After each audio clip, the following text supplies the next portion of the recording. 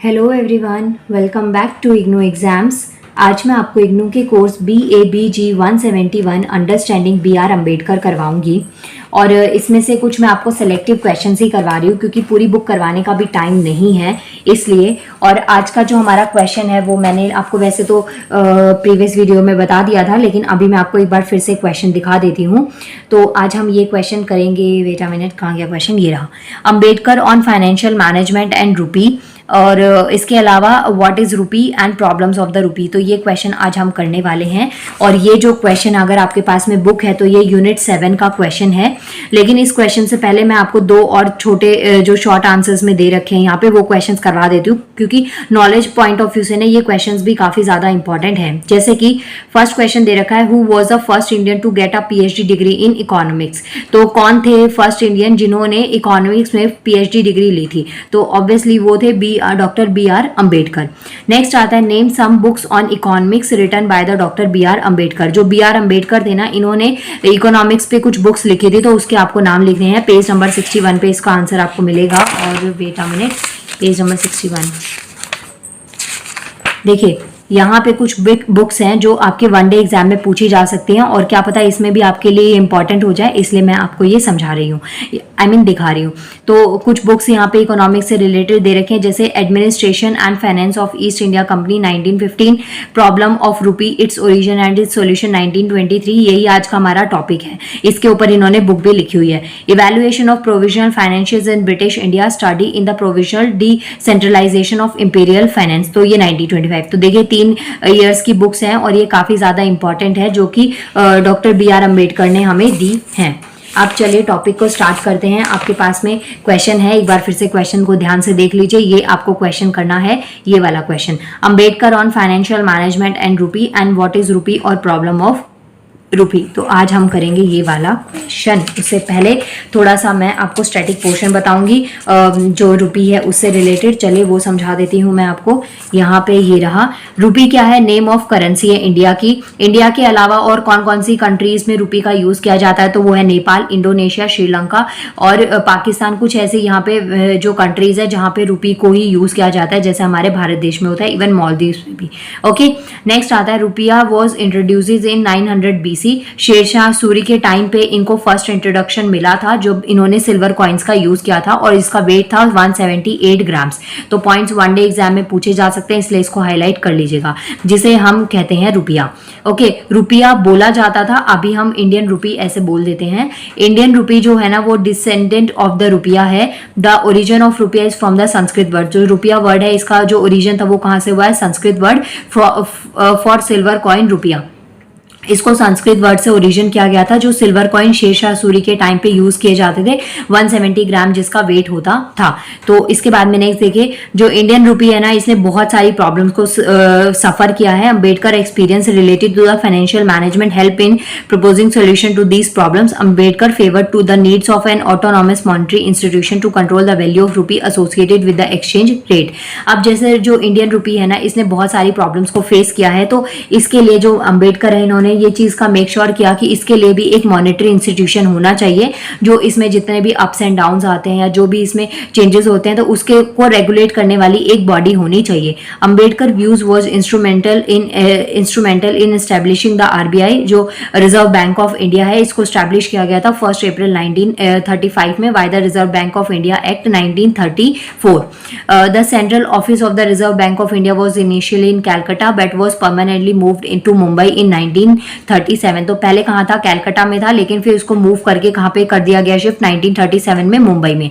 Ambedkar also helped establish the financial commissions of India in 1951 to strengthen the central state relation. ये जो है ना financial commission of India 1951 में इसको establish किया गया था, और किसने हेल्प करी थी? डॉक्टर BR अम्बेडकर ने। तो इससे रिलेटेड भी क्वेश्चन आपका 1 मार्कर में कई बार बहुत सारे कॉम्पिटिटिव एग्जाम में पूछा जा सकता है।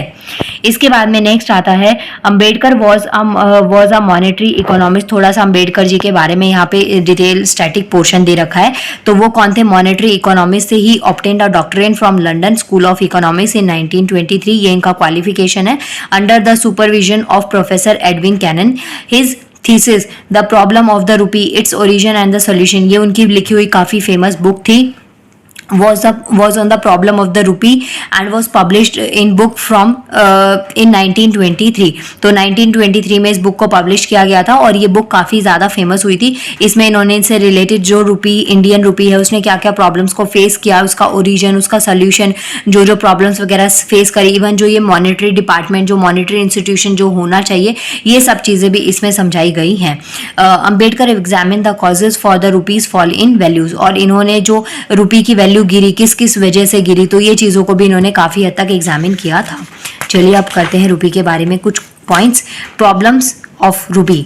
तो फर्स्ट जो प्रॉब्लम आती है रूपी की वो है double standard in Mughal period. जो मुगल पीरियड था उस टाइम पे जो रूपी है उसने काफ़ी हद तक प्रॉब्लम्स को फेस किया था, जैसे कि Indian money consisted of both gold and silver. जो मिड 18th सेंचुरी थी उस टाइम पे इंडियन गोल्ड जो था ना उसमें गोल्ड और सिल्वर दोनों ही टाइप के कॉइन्स होते थे, लेकिन जो गोल्ड है वो काफ़ी ज़्यादा एक्सपेंसिव हो जाते हैं और सिल्वर फिर भी काफ़ी उससे कम हो जाता था। हिंदू जो एम्परर्स होते थे वो सपोर्ट करते थे गोल्ड कॉइन्स को और जो मुस्लिम एम्परर्स थे वो सपोर्ट करते थे सिल्वर कॉइन्स को। यही पॉइंट्स यहाँ पे आपको समझा रखे हैं। इसके बाद में value of coin circulated in the Mughal period dependent on the fluctuation in the value of metal. अब जो मुगल पीरियड का टाइम था ना उस टाइम पे जो वैल्यू थी कॉइन की, क्योंकि सिल्वर और गोल्ड कॉइन थे तो इनकी जो वैल्यू थी ना वो काफी हद तक फ्लक्चुएट हुई थी। फ्लक्चुएट होने का मतलब जिसमें थोड़े बहुत अप्स एंड डाउन्स आते हैं, उतार चढ़ाव आते हैं, और उसकी वजह क्या थी, जो मेटल, क्योंकि ऑब्वियसली सिल्वर और गोल्ड क्या है, एक मेटल है, धातु है, तो जिसके अगर उसके रेट बढ़ेंगे तो जो कॉइन है उसकी वैल्यू भी बढ़ जाएगी और रेट कम होंगे तो उसकी वैल्यू भी कम हो जाएगी। तो इस अकॉर्डिंग जो इसके जो रुपी था ना इसके बहुत ज़्यादा फ्लक्चुएशन देखने को मिली थी। When the value of gold increased more than its value when the coin was minted, the circulation of the gold coin get reduced। जब जो गोल्ड कॉइन बनाया गया था, माइनिंग हुई थी, जब गोल्ड कॉइन को बनाया गया था तो उस टाइम पे जो उसकी वैल्यू थी ना उससे जैसे ही गोल्ड के रेट बढ़ने लगे तो उस टाइम पे इसका जो सर्कुलेशन था वो क्या हो गया, कम हो गया। वैल्यू कम हो गई। वैल्यू कम होने का मतलब ये नहीं कि लोगों ने सामान खरीदना बंद कर दिया, कम कर दिया था, और उससे जो गोल्ड है ना उसका जो गोल्ड कॉइन है उसका सर्कुलेशन भी काफ़ी हद तक कम हो गया था। जहाँ मार्केट में ज़्यादा पहले देखने को मिलता था वहाँ पे इसकी जो अमाउंट है उसमें काफी हद तक शॉर्टेज देखने को मिल गई थी। Because people would store gold coins at home instead of using them. तो लोगों ने क्योंकि उसको स्टोर करना स्टार्ट कर दिया था यूज करने की बजाय। देखिए कई बार होता है कि कोई चीज बहुत महंगी हो जाती है, कॉस्टली हो जाती है, तो लोग ना उसकी सेविंग स्टार्ट कर देते हैं कि उसको बाद में बुरे टाइम में हम यूज करेंगे या फिर जब महंगा हो जाएगा तो उस टाइम पे उसको बेचा जाएगा। इसीलिए जो मार्केट है ना हमारा जो अभी का जो करंट मार्केट चल रहा है उसमें बहुत सारी चीजें इसलिए भी आपको कॉस्टली मिलती हैं। उसकी वजह यही होती है कि चीज़ें महंगी इसलिए हो जाती हैं क्योंकि आप चीज़ें महंगी होती हैं। लोग जो काफ़ी कैपिटलिस्ट होते हैं, पूंजीपति लोग होते हैं, वो चीज़ों को खरीद के उनको अपने पास में स्टोर कर लेते हैं। तो यही चीज़ें यहाँ पे आपको बता रखी हैं। Similarly when the value of silver increase more than it's value at the time of fiction proportion of gold silver the circulation of. अब जैसे ही जब गोल्ड की कॉइन की जो वैल्यू बढ़ी तो उसके साथ में गोल्ड का सर्कुलेशन कम हो गया था, और जब सिल्वर कॉइन की वैल्यू जब बढ़ी तो उस टाइम पे जो सिल्वर कॉइन थे उनका भी अमाउंट अपने आप ही कम हो गया था। लोग उनको भी अपने घर में रखने लग गए थे, यूज करने की जगह वो भी उसको फोकस में अपने पास में रखने लग गए थे। तो ये जो फ्लक्चुएशन था ना इसकी वजह से जो रुपी है ना उसमें एक तरीके का गिरावट आपको देखने को मिला था। प्लस जो ट्रेडिंग है उसको भी काफी हद तक प्रॉब्लम्स को फेस करना पड़ा था, जो व्यापार में काफी हद तक प्रॉब्लम्स आने लग गई थी। नेक्स्ट आता है second point, from double standard to silver currency. In 1833 an imperial system of administration was set up by the act of parliament which centralise all the legislative and executive authorities over India. It replaced local coinage by the imperial coinage. तो जो इन्होंने जो coin थे single, जैसे कि gold coin हो गया, silver coin हो गया, तो इसमें इन्होंने इसको जो ये लोकल कॉइनेज थे तो इनको इन्होंने जो सिल्वर कॉइन थे, वेट अ मिनट, जो भी इनके पास में लोकल कॉइन थे जैसे कि सिल्वर, और इसकी वैल्यू काफ़ी हद तक बढ़ गई थी, तो इसकी वजह से क्या होने लगा कि जो इंपीरियल था ना उससे इसको शिफ्ट कर दिया गया, लोकल से वो किस पे चला गया, इंपीरियल कॉइनेज पे। Therefore the common currency as a sole legal tender was introduce in Indian by act of imperial government 1835 which is also known as the currency act of 1835। तो ये question कई बार आ जाता है, जो imperial government act है ना 1835 उसको और किस नाम से जाना जाता है, तो उसको करेंसी एक्ट 1835 के नाम से भी जाना जाता है। नेक्स्ट यहाँ पे यही चीज़ें आपको समझा रखी हैं कि जो इनसफिशिएंसी हो गई थी ना सिल्वर की सप्लाई की, तो उसकी वजह से जो सिल्वर के कॉइन थे और अगर गोल्ड की सप्लाई कम हुई तो गोल्ड की कॉइन उनकी अमाउंट ऑटोमेटिकली क्या हो गया था, रिड्यूस होने लग गया था, क्योंकि जो मेटल है ना सिल्वर और गोल्ड, इसका अमाउंट बढ़ गया था, जिसकी वजह से लोगों ने उसको अपने पास में स्टोर करना स्टार्ट कर दिया था। नेक्स्ट आता है आपके पास में free banking system. In the 19th century Indian followed the free banking system in every part, every bank was empowered to issue notes. तो हर एक बैंक ने नोट्स को इशू करना स्टार्ट कर दिया था, और जो नोट है ना उनका इशूज होता था। Presidency bank enjoyed were acceptance of government for revenue payment in 1920 by the banking act 3 presidency banks. अब जो बहुत सारे जो बैंक्स है ना उनको इंपीरियल बैंक में कन्वर्ट कर दिया गया था। इंपीरियल बैंक का मतलब क्या, जैसे 2-3 बैंक्स को ना मर्ज कर दिया जाए। तो यही चीजें यहाँ पे सिचुएशंस देखने को मिली थी, जैसे कुछ जो बैंक्स थे ना वो दिवालिया हो गए थे। दिवालिया मतलब कि उनको प्रॉपर उनका रेवेन्यू जनरेट नहीं हो रहा था, उनको प्रॉपर चीजें नहीं मिल रही थी, तो इस वजह से। प्लस जो गवर्नमेंट थी ना वो एम्पावर्ड करना चाहती थी इस सिल्वर माइनिंग से, क्योंकि सिल्वर जो रुपी है वो काफी हद तक जरूरत उनकी पड़ने लग गई थी, और काफी हद तक उनकी जरूरत थी, तो इस वजह से उसकी जो माइनिंग थी वो ज्यादा होनी जरूरी थी। तो यही सब पॉइंट्स आपको यहाँ पे समझा रखे हैं। अब एक पॉइंट आप स्टैटिक पोर्शन में याद रख सकते हैं, जो 5 रुपी नोट है ना उसको फर्स्ट टाइम जब इंट्रोड्यूस किया गया था तो वो 1871 में इंट्रोड्यूस किया गया था। नेक्स्ट पॉइंट आता है lack of universal encashability. The country was divided into different circles for issuing paper currencies. जो कंट्री है ना उसको डिफरेंट सर्कल्स में डिवाइड कर दिया, डिफरेंट टीम्स बना दी कि जो पेपर करेंसीज को इशू करेंगी। पेपर करेंसी मतलब कि जो नोट है, paper currency were encashable only in the circle office from where they are issued, they are not in another circle. Thus the Indian paper currency lacked universal encashability despite being legal tender. आगे आता है irregular supply of money.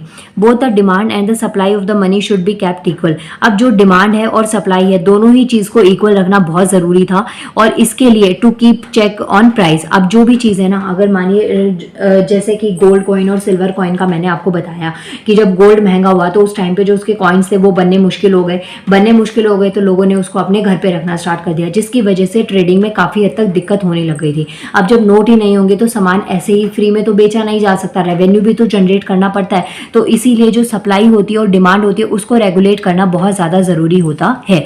तो यही चीजें आपको यहाँ पे समझा रखी है। Only money supply can be adjusted according to the fluctuation in the demand for money. जो फाइनेंशियल मैनेजमेंट है उसमें इन्वॉल्व हो रहा था मेटालिक और पेपर मनी। जो भी मेटालिक करेंसी थी जैसे गोल्ड और सिल्वर कॉइन्स जो थे वो, और जो पेपर मनी थी उसको रेगुलेट करा जाना जो बहुत ज्यादा जरूरी हो गया था। तो यही पॉइंट्स आपको यहाँ पे समझा रखे हैं। नेक्स्ट आता है no cheque system. Credit was given in cash not by the cheque. जो क्रेडिट था ना वो कैश से दिया जाता था, चेक से नहीं। आजकल तो सब कुछ ऑनलाइन मोड पे हो गया है, जिसकी वजह से कैश की वजह से काफ़ी हद तक शॉर्टेज भी फेस करनी पड़ जाती थी कई बार बैंक्स को। No connection between treasury and banking options और ऑपरेशंस। नेक्स्ट आता है इन इलास्टिक क्रेडिट मीडिया। जो मेन पॉइंट्स है वो मैंने आपको डिटेल में समझा दिए, बाकी भी पॉइंट्स को आप यहाँ पे पढ़ सकते हैं, क्योंकि जैसे ये पॉइंट्स है इन इलास्टिक क्रेडिट मीडिया, तो यहाँ पे क्या है, जो पेपर करेंसी थी वो बहुत ही लिमिटेड थी, प्लस जो मेटल करेंसी थी वो भी बहुत ज़्यादा लिमिटेड थी। तो उसमें एक तरीके का ना इक्वालिटी बैलेंसिंग सेव करनी बहुत ज़्यादा ज़रूरी हो जाती थी। Low profit margin to the businessman. जो बिजनेसमैन थे ना वो डिपेंड करते थे बैंकिंग ऑपरेशंस के ऊपर, क्योंकि उनको जो रुपए हैं वो बोरो करने पड़ते थे, कैपिटलिस्ट बनना पड़ता था, क्योंकि सबके पास में इतना पैसा नहीं हो सकता, तो वो बोरो करना पड़ता था। तो उस चीज़ के लिए बैंक को भी कई बार बैंक दिवालिया होता था, तो वो चीज़ें उनको फेस करनी पड़ती थी। वे सब्जेक्ट टू सीजनल फ्लैक्चुएशन। जो सीजनल बेसिस पे फ्लैक्चुएशन होती थी, कभी कम पैसा है कभी ज़्यादा पैसा है, तो उस अकॉर्डिंग जो होती है वो उसको सीजनल फ्लैक्चुएशन कहते हैं। Their profit margin could be wiped out because of the fluctuation. The sudden rises fall in the rate of discount related to the trading और over trading. This increase business risk. Next आता है rupee sterling exchange variations. Both Indian silver rupee and the England gold were made to different metals which were subject to vary in the value over a period of time. अब पहले ना silver और gold दो तरीके के metals का use किया जा रहा था कॉइन्स को बनाने के लिए, फिर धीरे धीरे ना जो मेटल है उसके अंदर पीरियड ऑफ टाइम के साथ में उसमें वेरिएशन लानी स्टार्ट करी, जिससे कि जो इनका डिफरेंस है वो कम हो जाए और जो इनका जो बैलेंस है ना वो एक तरीके से रेगुलेट रहे। नेक्स्ट आता है switching over gold to standard. ये काफी इंपॉर्टेंट पॉइंट है, क्योंकि इसके ऊपर ना एक क्वेश्चन भी आपको एग्जाम में दे रखा है।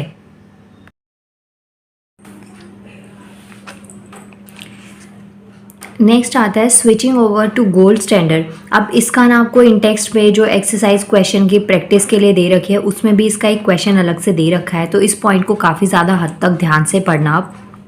जैसे कि India was following the silver standard while the most of the prominent countries were following the gold standard. Upon the prevalent system, the government was to pay in rupees in return for gold in every case and gold for rupees only in case for foreign remittance। देखिए इस बात को ध्यान से समझिए कि जो हमारा भारत देश है ना वहाँ पे फॉलो हो रहा था सिल्वर स्टैंडर्ड्स को, और जो बाकी की कंट्रीज थी वहाँ पे गोल्ड स्टैंडर्ड्स को फॉलो किया जाता था। जैसे कि जो भी हमारी गवर्नमेंट है ना उस टाइम पे उनको क्या करना पड़ता था, वॉज टू पे in rupees in return for gold के रिटर्न में ना पैसों की फॉर्म में पे करना पड़ता था हर एक केस में, and gold for rupees only in, और गोल्ड जो था ना रुपीज के लिए करना पड़ता था जो भी फॉरेन रेमिटेंस होते थे। क्यों? क्योंकि जो बाकी की जो प्रोमिनेंट कंट्रीज थी ना वो गोल्ड स्टैंडर्ड को फॉलो कर रही थी, तो इसलिए उनसे अगर आप कोई सामान परचेस वगैरह कर रहे थे या उनको किसी भी फॉर्म में आपको रुपए देने थे तो उसके लिए आपको गोल्ड देना पड़ता था। The government of India had to reserve of currency papers, currency reserves and gold standard reserve. The difference between two is summarized in the following। तो यहाँ पे आपको ना दोनों में डिफरेंस दे रखा है, जो पेपर करेंसी रिजर्व होता है वो और जो गोल्ड स्टैंडर्ड रिजर्व होता है वो, दोनों में यहाँ पे पेपर करेंसी के दे रखे हैं और ये वाले आपको गोल्ड स्टैंडर्ड के दे रखे हैं। सो पेपर करेंसी रिजर्व में क्या होता है, हेल्ड फुली इन रुपीज, तो यहाँ पे सब कुछ जो भी होता है वो रुपीज में होता है। Was in the possession of the government of India located in India, and ये जो था ना क्योंकि हम भारत में हैं तो ये चीज़ें जो भी चीज़ें अंडर आता था ये सारा वर्क वो गवर्नमेंट ऑफ इंडिया के अंडर आता था जो कि इंडिया में लोकेट है। और जो government of India was empowered to sell reverse council to sell when there was want of a gold, मतलब कि जो भी अमाउंट होता था पेपर करेंसी होती थी तो जब भी गोल्ड की रिक्वायरमेंट होती थी तो उसके लिए इसको सेल कर दिया जाता था। वहीं जो गोल्ड स्टैंडर्ड रिजर्व्स है ना ये क्या है, held partially in gold and partially in rupee, तो यहाँ पे पूरा गोल्ड में भी नहीं था, जैसे यहाँ पे पूरा सब कुछ रुपये में है ना, तो यहाँ पे ये जो चीज़ थी ना वो रुपी और गोल्ड दोनों में चीज़ थी। और ये स्टेट ये जो था ना सेक्रेटरी ऑफ स्टेट लोकेटेड ये कहाँ पे था, लंदन में, और ये जो रुपी वाली करेंसी है वो इंडिया की बात करी गई है। Next one is the secretary of the state was an empowered council bill when there was want for a rupee, तो ये क्या है, रिवर्स काउंसिल टू सेल, और यहाँ पे काउंसिल ऑफ बिल किसके पास है, was the secretary of state was empowered council bill, तो जो स्टेट के सेक्रेटरी होते थे वो इस चीज़ को काउंसिल करते थे। तो ये कुछ आपको पॉइंट्स दे रखे हैं। इसके अलावा जो रुपी हमने पढ़ा ना, जैसे काफ़ी डिटेल में आपको दे रखा था, उसमें अगर मानिए आपको शॉर्ट में कभी किसी आंसर में इस पॉइंट्स को नोट करना पड़े या इंक्लूड करना पड़े तो आप इन पॉइंट्स को यहाँ से लिख सकते हैं। जैसे कि double standard of both gold and gold exchange was adopted by the British administration in India, मतलब कि रुपी के बदले गोल्ड, गोल्ड के बदले रुपी, और जो गोल्ड है सिल्वर है कॉइन्स में भी दो टाइप के मेटल्स का यूज होने लग गया। Every bank was empowered to issue notes as its liberty, और paper currency were encashable only in circle office from where they were issued, तो जो पेपर करेंसी थी वो बहुत ही लिमिटेड ऑफिस से इशूज होती थी। Paper note were almost in elastic in nature, the cheque system was not popular, तो चेक सिस्टम बिल्कुल भी पॉपुलर नहीं था, ये यहाँ पे इस पॉइंट में आपने देखा होगा, नो चेक सिस्टम। इसके अलावा वैल्यू ऑफ इंडियन करेंसी जो थी ना वो हाईली वॉलेटाइल थी, मतलब कि बहुत ज़्यादा उसमें वेरिएशन आना, बहुत ज़्यादा बार पे वो चेंज हो जाना। तो ये कुछ पॉइंट्स आपको यहाँ पे दे रखे थे, आप इस आंसर के में ये आंसर में आप इन पॉइंट्स का यूज कर सकते हैं। Ambedkar on financial management and रुपी, और व्हाट इज रुपी और प्रॉब्लम्स ऑफ रुपी। इसके बाद में नेक्स्ट क्वेश्चन हम करते हैं, write an essay on Ambedkar views of caste, तो जो भी अंबेडकर के व्यूज थे ना कास्ट से रिलेटेड उसके ऊपर आपको एक एसे लिखना है। पेज नंबर 7 पे इसका आंसर है। एसे का मतलब ये है कि इसमें बहुत सारे पॉइंट्स होंगे, आप उसमें से जो भी आपको याद रहता है वो चीज़ें आप कर सकते हैं। दो ये चीज़ यूनिट 1 में ही आपको दे रखा है, कास्ट जो अंबेडकर के व्यूज थे कास्ट के ऊपर। तो अगर इंडिया की बात करें, caste system in Indian society has privilege for many centuries, बहुत लंबे टाइम से, बहुत सेंचुरीज से जो कास्ट सिस्टम है ना वो इंडिया में बहुत ही पॉपुलर है, हर जगह आपको देखने को मिलेगा। It divides all members of society into 4 hierarchical categories called, जो ये कास्ट सिस्टम है ना इसने जो पूरा जो सोसाइटी है उसको 4 ग्रुप्स में डिवाइड कर दिया, जैसे कि ब्राह्मण, क्षत्रिय, वैश्य, शूद्र, तो ये 4 कैटेगरीज में डिवाइड कर दिया है। और कास्ट में ये जो ब्राह्मण कास्ट है इसको सबसे ऊपर माना जाता है, जो ब्राह्मण कास्ट होती है, तो 4 वर्णास में इसको डिवाइड कर दिया with the Brahmin Brahmins at the top and Shudras at the bottom. तो ब्राह्मण जो होते हैं वो सबसे ऊपर है और जो शूद्रास है वो क्या है, और सबसे नीचे है। तो यहाँ पे ना मैंने वर्ड्स के मीनिंग भी लिखे हुए हैं, अगर आपको नहीं समझ में आते तो वर्ड्स को आप वीडियो को पॉज करके आप इन वर्ड्स के मीनिंग भी लिख सकते हैं। Now, membership to one's caste is ascribed by the birth and one's progeny also by default falls into the same caste categories। अब जो membership है ना कि आप किस कास्ट से बिलोंग करते हो तो ये बाय बर्थ ही डिसाइड हो जाता है। जिस घर में आप जन्म लेते हैं तो आपको वही कास्ट वहाँ की मिल जाती है। प्लस जो किसी भी बच्चे का जन्म होता है ना वो उसका एक अधिकार होता है कास्ट के अकॉर्डिंग, तो ये चीज़ हो जाती है। इन दिस यूनिट अब जो ये इसमें हम पढ़ेंगे ना अम्बेडकर व्यूज ऑन कास्ट, तो इसमें इसी चीज़ों को रिलेट में पढ़ेंगे जो मैंने आपको यहाँ पे शॉर्ट में समझाई है कि कैसे चार इन चीज़ों में डिवाइड कर दिया, कैसे कास्ट इंपॉर्टेंट है, बाय बर्थ ये चीज़ क्यों डिसाइड कर दी जाती है और कास्ट के बेसिस पे क्या क्या डिस्क्रिमिनेशन भेदभाव देखने को मिलता है। तो यही सब पॉइंट्स हम इसमें पढ़ने वाले हैं। Ambedkar views on caste. Ambedkar during his stay at Columbia University presented a paper in an anthropology seminar. In the paper Caste in India, their mechanism, genesis, development, और इन्होंने ना कास्ट से रिलेटेड एक पेपर वहाँ पे submit किया था। ही observe that caste क्या है, एक कॉम्प्लेक्स सब्जेक्ट है जिसको इजीली समझा नहीं जा सकता और that needs a compressive explanation. जिसको कास्ट क्या है, एक ऐसा नहीं है कि ये 4 पॉइंट्स में मैंने आपको बता दिया ना 4 कास्ट है, तो ये इतना ही नहीं है। ये एक ऐसा कंसेप्ट है या ऐसा कॉम्प्लेक्स सब्जेक्ट है जिसको बहुत ज़्यादा एक्सप्लेनेशन की ज़रूरत है, बहुत ज़्यादा कॉम्प्रहेंसिव वे में समझने की ज़रूरत है। He contended that before him many staplers minded have attempted to unravel the mysterious of caste. तो मतलब डॉक्टर अंबेडकर कहते हैं कि उनसे पहले बहुत ही ऐसे धुरमधीर और तुरम खान लोगों ने इस चीज़ को, मिस्ट्री को सुलझाने का ट्राई करा, लेकिन अनफॉर्चुनेटली उन्होंने भी एक्सप्लेन किया लेकिन पूरी तरीके से उस चीज़ को समझ नहीं पाए कि कास्ट है क्या, प्रॉब्लम क्या है, क्या थ्योरेटिकल और प्रैक्टिकली चैलेंजेस को कास्ट को में फेस करना पड़ता है। अकॉर्डिंग टू अम्बेडकर, अम्बेडकर ने क्या चीज़ लिखी, as long as caste in India does exist Hindu will hardly intermarries और have any social intercourse with outsiders and if Hindus migrate to other regions on earth Indian caste would become a world problem. तो देखिए जो cast exist करती है तो इसकी वजह से क्या क्या प्रॉब्लम है कि जो मैरिजेस नहीं हो सकती, पहले इतना ज़्यादा होता था, आज की डेट में इतना नहीं होता। आज की डेट में फिर भी कुछ हद तक आपको कुछ पॉइंट्स कम देखने को मिलेंगे कि लोग इतना इंटरकास्ट को लेके ज़्यादा इश्यूज नहीं बनाते, लेकिन बहुत सी जगह पे भी ना आज की डेट में कास्ट को लेके बहुत ज़्यादा सीन्स और ड्रामे होते हैं। वहीं पे अगर आप किसी और कास्ट में बात करें, पहले तो ये था कि किसी के साथ खड़े हैं, बात कर रहे हैं, उनसे भी वो चीज़ अलाउ नहीं थी। जैसे कि जो छोटी कास्ट होती हैं, इवन आज की डेट में भी आपने देखा होगा जो आपके घर में कूड़ा लेने आते हैं, जिनको जमादार बोला जाता है, तो उनसे लोग इतना कास्ट का वो करते हैं कि उनके हाथ का पानी नहीं पियेंगे, उनके साथ बैठ के खाएंगे नहीं। तो ये चीज़ें आपको आज भी देखने को मिलती हैं और ये पहले के टाइम पे भी ऐसा ही चीज़ सब कुछ होता था। Ambedkar further argues that no civilized societies other than Indian one practice rituals of the remote past or even today.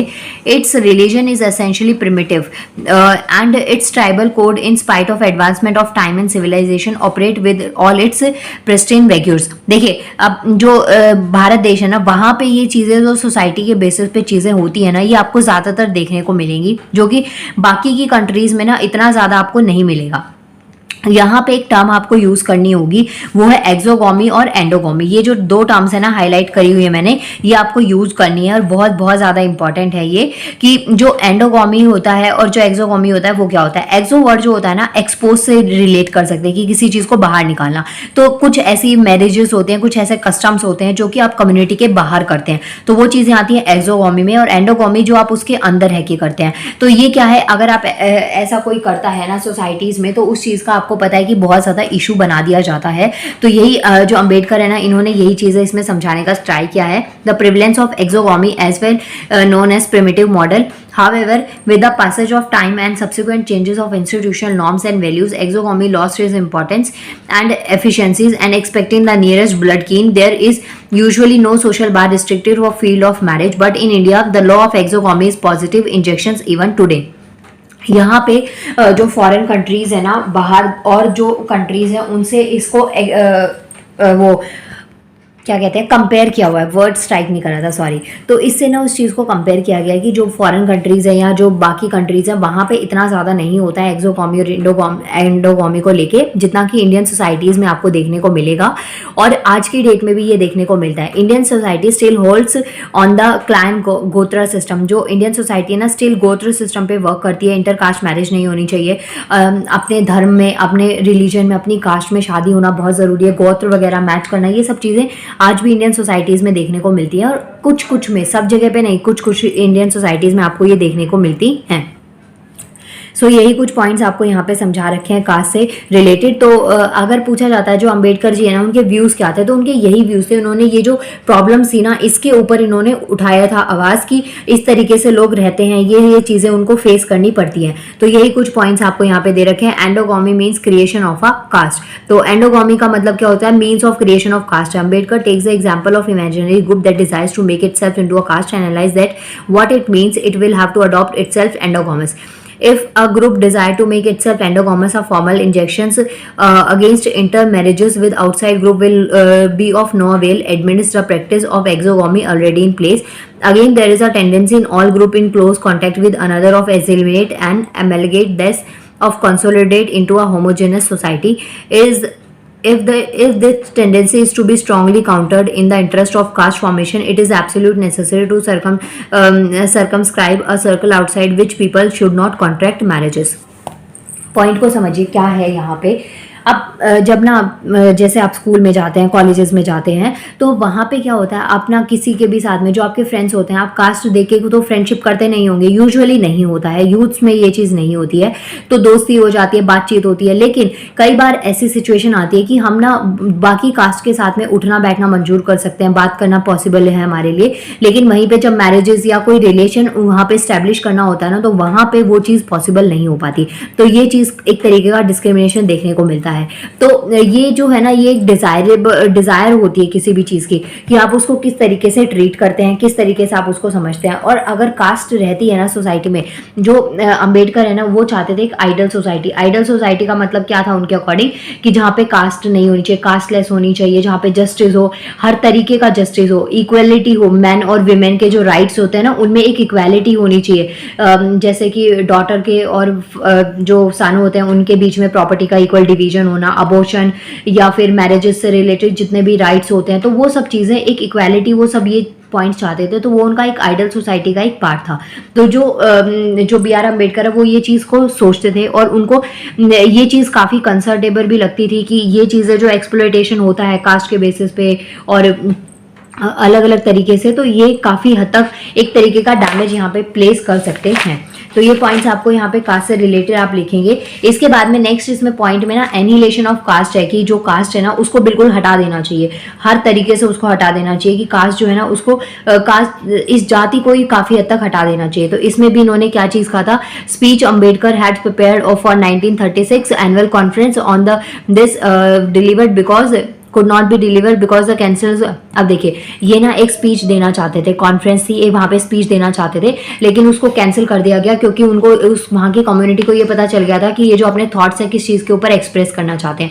तो पहले ना ऐसा टाइम था कि बहुत से पॉइंट्स को लोग सुनना भी नहीं चाहते थे, समझना तो दूर की बात है। तो जहाँ पे वो सुनना भी नहीं चाहते थे, वहाँ पे भी इन्होंने ये चीज़ें स्टार्ट करी थी। और जो स्पीच थी अम्बेडकर की, उन्होंने सजेस्ट किया था बहुत सारे स्टेप्स को, कि कास्ट सिस्टम को कैसे एनिहिलेट किया जा सकता है, उससे बचा जा सकता है, उसको ख़त्म किया जा सकता है। और यही इन्होंने समझाई थी कि जो अगर आपको स्वराज चाहिए, आइडल सोसाइटी चाहिए, तो उसके लिए कास्ट सिस्टम को अबॉलिश करना सबसे ज़्यादा ज़रूरी है। तो कुछ पॉइंट्स यहाँ पे दिए थे, जैसे social reform versus political reforms हो गए।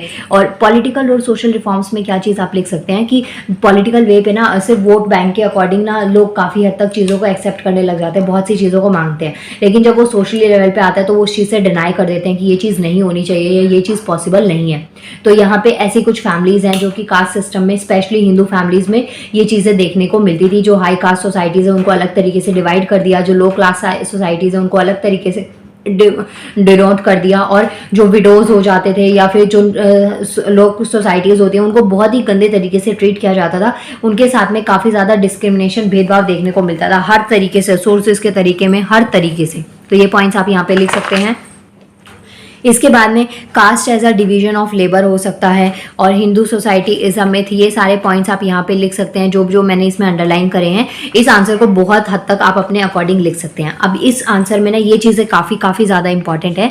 Solution for casteless society put forward bye Ambedkar. अब उन्होंने ना प्रॉब्लम बताई कि जो कास्ट है वो बहुत बड़ा मेजर इशू है, बहुत ज़्यादा दिक्कतें हैं, ये सब चीज़ें प्रॉब्लम्स फेस करनी पड़ती हैं, लेकिन कुछ सोल्यूशंस भी उन्होंने दिए थे कि अंबेडकर ने, कि जो सोल्यूशन है ना कास्टलेस सोसाइटी के वो क्या क्या हो सकते हैं। तो Ambedkar explored various ways to abolish caste. तो इसमें क्या क्या आता है, अबॉलिशिंग सब कास्ट, जितनी भी सब कास्ट होती है जो जूनियर कैटेगरीज में आती है उसको अबॉलिश होना चाहिए। Start intercaste dining. Intercaste dining का मतलब है कि बातचीत बढ़ाओ, दोस्ती बढ़ाएंगे जो, तभी तो रिलेशंस बढ़ते हैं ना। तो इससे क्या होता है, इंटरकास्ट डाइनिंग स्टार्ट होगी तो लोगों के जो थॉट्स हैं वो एक्सपेंड होंगे, जो एक तरीके का जो स्पिरिट होता है ना कास्ट का की, और जो एक पॉजिटिवनेस होती है कास्ट को लेके, तो वो चीज़ काफ़ी हद तक कम हो जाएगी। इसके अलावा जो इंटर मैरिजेस होते हैं उनको एनकरेज करना चाहिए। मतलब उन्होंने सारे वही पॉइंट्स दिए जो सोसाइटी में उनको नेगेटिविटी देखने को मिल रही थी, उसके अगेंस्ट कुछ अलग से किया जाए। तो ये पॉइंट्स उन्होंने बताए थे। एंड ये क्वेश्चन हो गया कंप्लीट। आप कास्ट से रिलेटेड क्वेश्चन जब आएगा तो उसमें ये सब पॉइंट्स को आप लिख सकते हैं। एंड नाउ मिलते हैं नेक्स्ट वीडियो में। Thank you so much. Thank you so much.